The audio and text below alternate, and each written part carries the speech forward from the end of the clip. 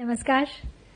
श्रीमद् वाल्मीकि रामायण अखंड पाठ में आज भी हम पढ़ेंगे 2 सर्ग, एकोनसप्ततितमः एवं सप्ततितमः सर्ग, यानी 69वां और 70वां सर्ग अयोध्या कांड से।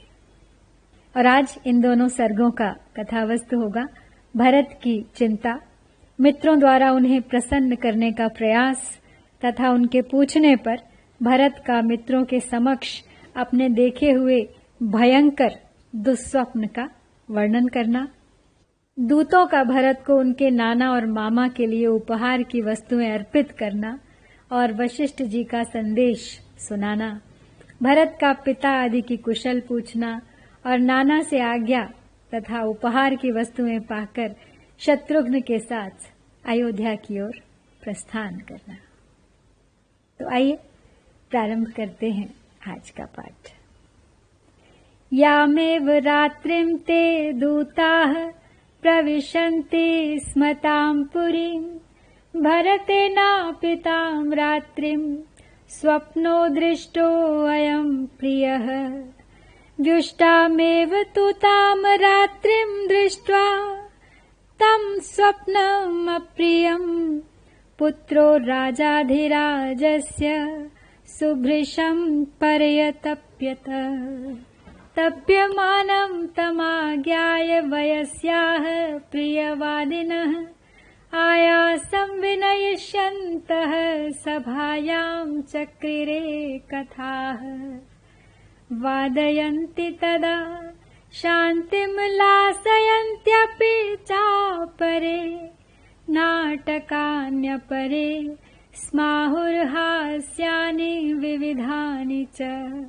स तैर्महात्मा भरतः सखिभिः प्रियवादिभिः, गोष्ठी हास्यानि कुर्वद्भिर्न प्राहृष्यत राघवः। तो गुरु वशिष्ठ ने दूतों को भेज दिया है भरत को लेवा लाने के लिए कैकेय देश। तो जिस रात में दूतों ने उस नगर में प्रवेश किया था, उससे पहली रात में भरत ने एक अप्रिय स्वप्न देखा था। रात बीतकर प्रायः सवेरा हो चला था, तभी उस अप्रिय स्वप्न को देखकर राजाधिराज दशरथ के पुत्र भरत मन ही मन बहुत संतप्त हुए। उन्हें चिंतित जान उनके अनेक प्रियवादी मित्रों ने उनका मानसिक क्लेश दूर करने की इच्छा से एक गोष्ठी की और उसमें अनेक प्रकार की बातें करने लगे। कुछ लोग वीणा आदि बजाने लगे, दूसरे लोग उनके खेद की शांति के लिए नृत्य कराने लगे, दूसरे मित्रों ने नाना प्रकार के नाटकों का आयोजन किया जिनमें हास्य रस की प्रधानता थी। किंतु रघुकुल भूषण महात्मा भरत उन प्रियवादी मित्रों की गोष्ठी में हास्य विनोद करने पर भी प्रसन्न नहीं हुए। तमब्रवीत प्रिय सखो भरतं सखी अभिर्वृतं, सुहृद्भिः पर्युपासीन किं सखेनानुमोदसे। एवं ब्रुवाणं सुहृदं भरतः प्रत्युवाचः, शृणु त्वं यन्निमित्तं मे दैन्यमेतदुपागतम्। स्वप्ने पितरमद्राक्षं मलिनं मुक्तमूर्धजम्, पतन्तम् अदृशिखरात् कलुषे गोमये हृदे। प्लवमानश्च मे दृष्टः स तस्मिन् गोमये हृदे, पिबन्नञ्जलिना तैलं हसन्निव मुहुर्मुहुः। ततस्तिलोदनं भुक्त्वा पुनः पुनरधशिरा, तैलेनाभ्यक्त सर्वांगस्तैलमेवान्वगाहत। तब सुहृदों से घिरकर बैठे हुए एक प्रिय मित्र ने मित्रों के बीच में विराजमान भरत से पूछा, सखे तुम आज प्रसन्न क्यों नहीं होते हो? तो इस प्रकार पूछते हुए सुहृद को भरत ने उत्तर दिया, मित्र, जिस कारण से मेरे मन में यह दैन्य आया है वह तुम्हें बताता हूं, सुनो। मैंने आज स्वप्न में अपने पिताजी को देखा है।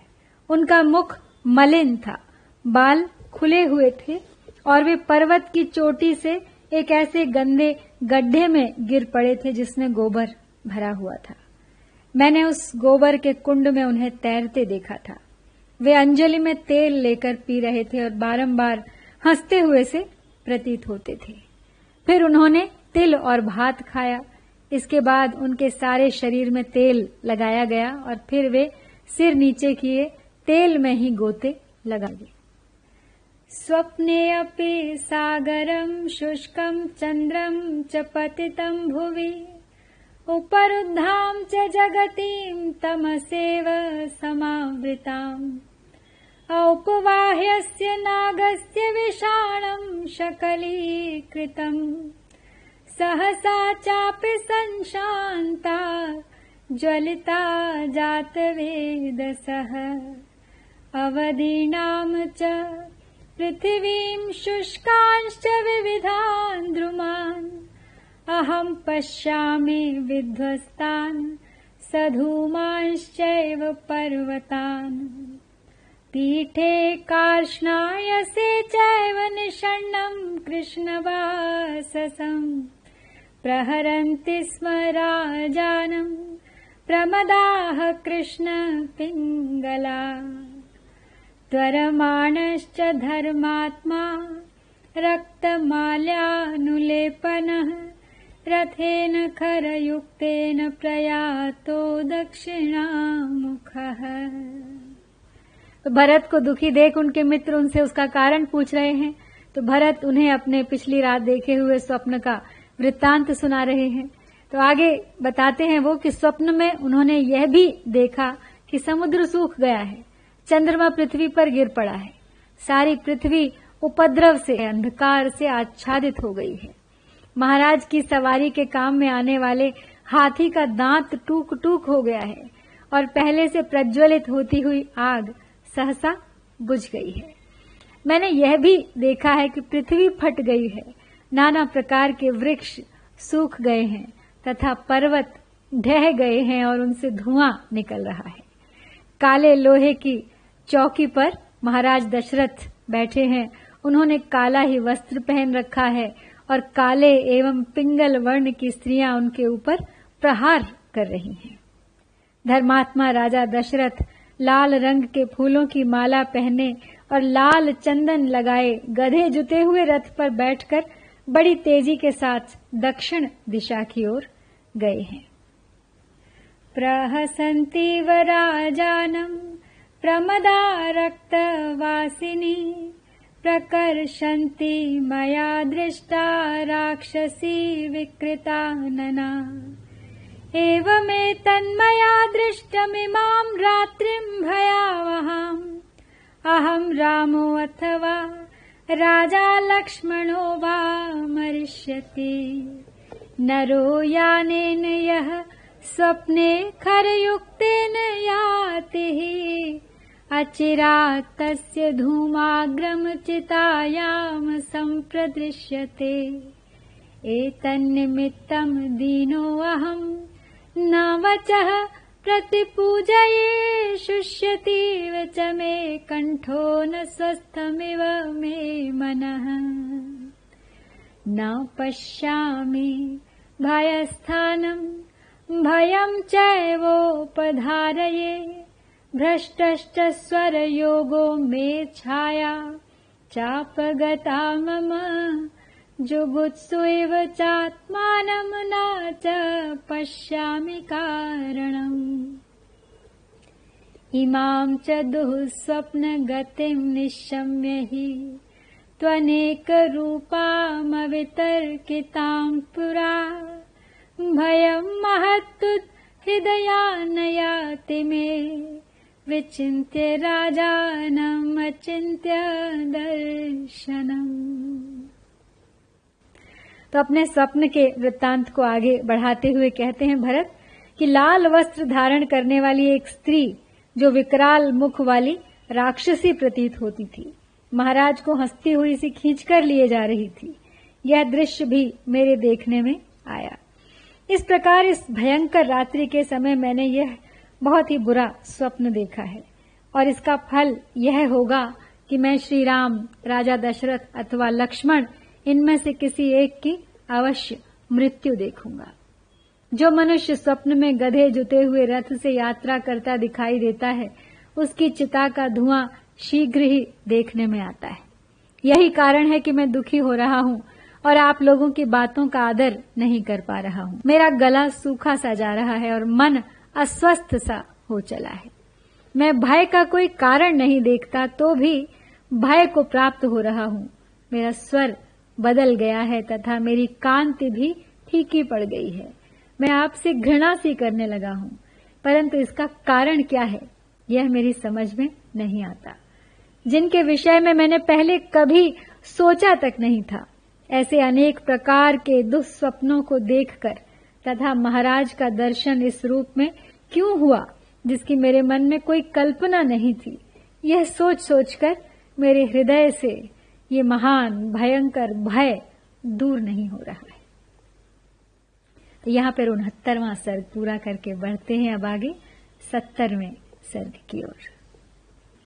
भरते ब्रुवते स्वप्नम दूतास्ते क्लान्तवाहनाः प्रविश्यासह्य परिखं रम्यं राजगृहं पुरम् समागम्य च राज्ञा ते राजपुत्रेण चार्चिताः राज्ञः पादौ गृहीत्वा च तमूचुर्भरतं वचः पुरोहितस्त्वां कुशलं प्राह सर्वे च मन्त्रिणः त्वरमाणश्च निर्याहि कृत्यमात्यैकं त्वया इमानि च महार्हाणि वस्त्राण्याभरणानि च प्रतिगृह्य विशालाक्षमातुलस्य च दापय अत्र 20 कोटयस्तु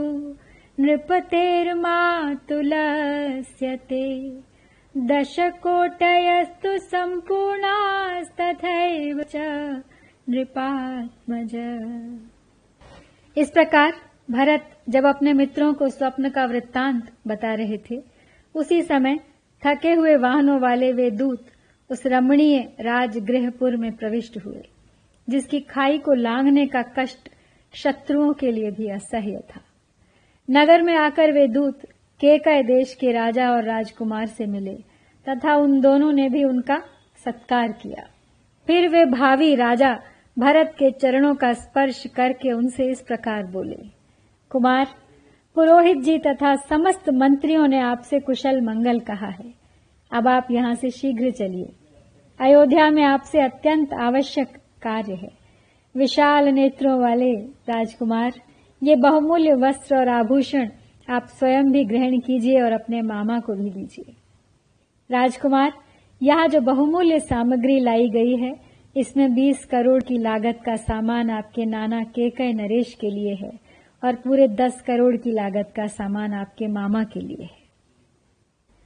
अत्र 20 कोटयस्तु नृपतेर्मातुलस्य ते 10 कोटयस्तु सम्पूर्णास्तथैव च नृपात्मज प्रतिगृह्यतु तत्सर्वं स्वनुरक्तः सुहृज्जने दूतानुवाच भरतः कामैः सम्प्रति पूज्यतान् कच्चित् सकुशली राजा पिता दशरथो मम कच्चिदारोग्यता रामे लक्ष्मणे च महात्मनि आर्या च धर्मनिरता धर्मज्ञा धर्मवादिनी अरोगा चापि कौसल्या माता रामस्य धीमतः कच्चित् सुमित्रा धर्मज्ञा जननी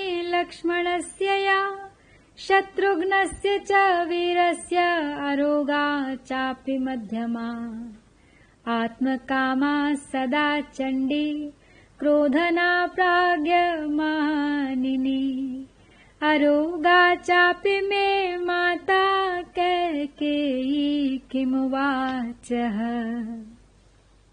तो अयोध्या से लाई हुई सारी भेंट इत्यादि वस्तुएं लेकर मामा आदि सुहृदों में अनुराग रखने वाले भरत ने वो सब उन्हें भेंट कर दी। तत्पश्चात इच्छानुसार वस्तुएं देकर दूतों का सत्कार करने के अनंतर उनसे इस प्रकार कहा, मेरे पिता महाराज दशरथ सकुशल तो है न? महात्मा श्री राम और लक्ष्मण निरोग तो है न? धर्म को जानने और धर्म की ही चर्चा करने वाली बुद्धिमान श्री राम की माता धर्म परायणा आर्या कौशल्या को तो कोई रोग या कष्ट नहीं है। क्या वीर लक्ष्मण और शत्रुघ्न की जननी मेरी मंझली माता धर्मज्ञा सुमित्रा स्वस्थ और सुखी हैं? जो सदा अपना ही स्वार्थ सिद्ध करना चाहती हैं और अपने को बड़ी बुद्धिमती समझती हैं, उस उग्र स्वभाव वाली कोपशीला मेरी माता कैकेयी को तो कोई कष्ट नहीं है। उसने क्या कहा है? एवं मुक्तास्तु ते दूता भरतेन महात्मना ऊचुः सम्प्रश्रितं वाक्यमिदं तं भरतं तदा कुशलास्ते नरव्याघ्र येषां कुशलमिच्छसि श्रीश्च त्वां वृणुते पद्मायुज्यतां चापि ते रथः भरतश्चापि तान् दूतानेव मुक्तो अभ्यभाषत आपृच्छेऽहं महाराजं दूताः संत्वरयन्ति माम् एवमुक्त्वा तु तान् दूतान् भरतः पार्थिवात्मजः दूतैः सञ्चोदितो वाक्यम् मातामहम् उवाचः राजन् पितुर्गमिष्यामि सकाशं दूतचोदितः पुनरप्यहमेष्यामि यदा मे त्वं स्मरिष्यसि। महात्मा भरत के इस प्रकार पूछने पर उस समय दूतों ने विनय पूर्वक उनसे फिर यह बात कही, पुरुष सिंह, आपको जिनका कुशल मंगल अभिप्रेत है वे सकुशल हैं। हाथ में कमल लिए रहने वाली लक्ष्मी शोभा आपका वरण कर रही हैं। अब यात्रा के लिए शीघ्र ही आपका रथ जुत कर तैयार हो जाना चाहिए। उन दूतों के ऐसा कहने पर भरत ने उनसे कहा, अच्छा, मैं महाराज से पूछता हूं कि दूत मुझसे शीघ्र अयोध्या चलने के लिए कह रहे हैं, आपकी क्या आज्ञा है? दूतों से ऐसा कहकर राजकुमार भरत उनसे प्रेरित हो नाना के पास जाकर बोले, राजन, मैं दूतों के कहने से इस समय पिताजी के पास जा रहा हूं। पुनः जब आप मुझे याद करेंगे मैं यहाँ लौट आऊंगा। भरतेनैव मुक्तस्तु नृपो मातामहस्तदा तमुवाच शुभं वाक्यं शिरस्याघ्राय राघवम् गच्छ तातानुजाने त्वां कैकेयी सुप्रजास्त्वया मातरं कुशलं ब्रूयाः पितरं च परन्तपः पुरोहितं च कुशलं ये चान्ये द्विज सत्तमाः तौ च तात महेश्वासौ घातरौ रामलक्ष्मणौ तस्मै हस्त्युत्तमांश्चित्रान् कम्बलान् जिनानि च सत्कृत्य केकयो राजा भरताय ददौ धनम् अन्तःपुरे अतिसंवृद्धान् व्याघ्रवीर्य बलोपमान् दंष्ट्रायुक्तान् महाकायान् शुनश्चोपायनं ददौ। जब भरत ने अपने नाना को दूतों का संदेश कह सुनाया और उन्हें बताया कि उन्हें अयोध्या लौटना होगा, तो भरत के ऐसा कहने पर नाना कैकेयी नरेश ने उस समय उन रघुकुल भूषण भरत का मस्तक सूंघ कर यह शुभ वचन कहा, तात जाओ, मैं तुम्हें आज्ञा देता हूँ। तुम्हें पाकर कैकेयी उत्तम संतान वाली हो गई। शत्रुओं को संताप देने वाले हे वीर, तुम अपनी माता और पिता से यहाँ का कुशल समाचार कहना। हे तात, अपने पुरोहित जी से तथा अन्य जो श्रेष्ठ ब्राह्मण हो उनसे भी मेरा कुशल मंगल कहना। उन महाधनुर्धर दोनों भाई श्री राम और लक्ष्मण से भी यहाँ का कुशल समाचार सुना देना। ऐसा कहकर केकय नरेश ने भरत का सत्कार करके उन्हें बहुत से उत्तम हाथी, विचित्र कालीन, मृग चर्म और बहुत सा धन दिया, जो अंतःपुर में पाल पोस कर बड़े किए गए थे। बल और पराक्रम में बाघों के समान थे, जिनकी दाढ़ें बड़ी बड़ी और काया विशाल थी। ऐसे बहुत से कुत्ते भी केकय नरेश ने भरत को भेंट में दिए। रुक्मनिष्क सहस्रे द्वे षोडशाश्वशतानि च सत्कृत्य केकयी पुत्रं केकयो धनमादिश। तदा मात्यानभिप्रेतान् विश्वास्यांश गुणान्वितान् ददाश्वपतिः शीघ्रं भरतायानुयायिनः। एरावतानैन्द्रशिरान् नागान् वै प्रियदर्शनान् खरान् शीघ्रान् सुसंयुक्तान् मातुलो अस्मै धनं ददौ। सा दत्तं केकयेन्द्रेण धनं तन्नाभ्यनन्दत। भरतः केकयी पुत्रो गमनत्वरया तदा। बभूव ह्यस्य हृदये चिन्ता सुमहती तदा। त्वरया चापि दूतानां स्वप्नस्यापि च दर्शनात्। तो केकय नरेश भरत को भेंट देकर विदा कर रहे हैं। 2000 सोने की मोहरें और 1600 घोड़े भी उन्होंने भेंट में भरत को दिए। तो इस प्रकार केकय नरेश ने केकई कुमार भरत को सत्कार पूर्वक बहुत सा धन दिया। उस समय केकय नरेश अश्वपति ने अपने अभीष्ट, विश्वास पात्र और गुणवान मंत्रियों को भरत के साथ जाने के लिए शीघ्र आज्ञा दी।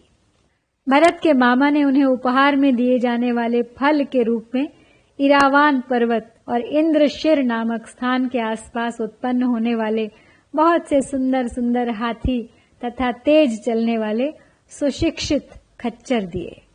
उस समय जाने की जल्दी होने के कारण केकई पुत्र भरत ने केकई राज के दिए हुए उस धन का अभिनंदन नहीं किया।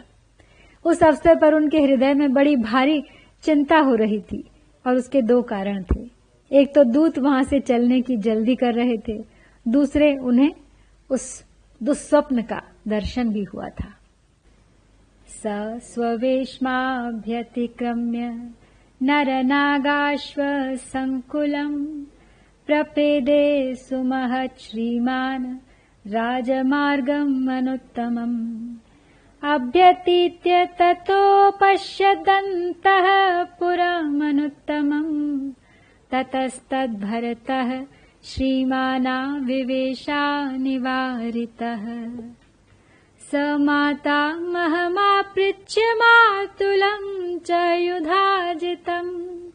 रथमारुह्य भरतः शत्रुघ्न सहितो ययौ।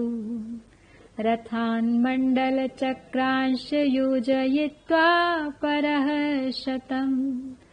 उष्ट्रघोऽश्वखरैर्भृत्या भरतम् यान्तमन्वयुः। बलेन गुप्तो भरतो महात्मा सहार्यकस्यात्मसमैरमात्यैः। आदाय शत्रुघ्नमपेतशत्रुः गृहात् ययौ सिद्धैवेन्द्रलोकात्। तब भरत दूतों के साथ अयोध्या चलने के लिए तैयार हैं। तो यात्रा की तैयारी के लिए पहले वे अपने आवास स्थान पर गए, फिर वहां से निकलकर मनुष्यों, हाथियों और घोड़ों से भरे हुए परम उत्तम राजमार्ग पर गए। उस समय भरत जी के पास बहुत बड़ी संपत्ति जुट गई थी। सड़क को पार करके श्रीमान भरत ने राजभवन के परम उत्तम अंतःपुर का दर्शन किया और उसमें वे बेरोक टोक घुस गए। वहां नाना नानी, मामा युधाजित और मामी से विदा लेकर शत्रुघ्न सहित रथ पर सवार हो भरत ने यात्रा आरंभ की। गोलाकार पहिए वाले 100 से भी अधिक रथों में ऊंट बैल घोड़े और खच्चर जोत कर सेवकों ने जाते हुए भरत का अनुसरण किया। शत्रुहीन महामना भरत अपनी और मामा की सेना से सुरक्षित हो शत्रुघ्न को अपने साथ रथ पर लेकर नाना के अपने ही समान माननीय मंत्रियों के साथ मामा के घर से चल दिए, मानो कोई सिद्ध पुरुष इंद्रलोक से किसी अन्य स्थान के लिए प्रस्थित हुआ हो। तो यहाँ पर पूरा होता है 70वां सर्ग। तो इस प्रकार श्री वाल्मीकि निर्मित आर्ष रामायण आदि काव्य के अयोध्या कांड में आज हमने 69वां और 70वां 2 सर्ग संपन्न किए। इत्यार्षे श्रीमद् रामायणे वाल्मीकिये आदि काव्ये अयोध्या कांडे 69तमः एवं 70तमः सर्गः। ओम श्री सीतारामचंद्राभ्यां नमः।